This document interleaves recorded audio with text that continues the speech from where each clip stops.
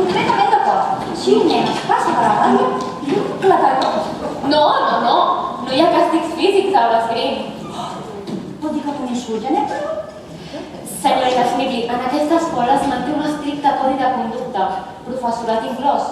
Oi que ho manté?